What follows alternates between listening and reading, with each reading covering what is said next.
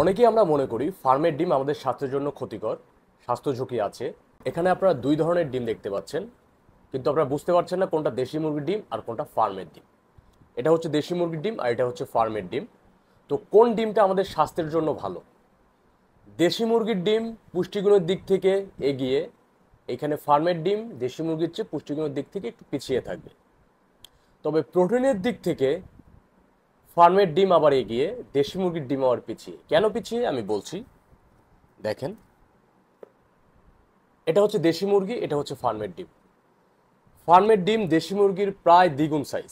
যে ডিম যত বড় সেই ডিমে প্রোটিনের পরিমাণ তত বেশি। তো আপনার যদি মেইন কনসার্ন প্রোটিন হয় তাহলে অবশ্যই ফার্মের ডিম, আর যদি মনে করেন না আমার একটু পুষ্টি বেশি লাগবে তাহলে অবশ্যই দেশি মুরগির ডিম।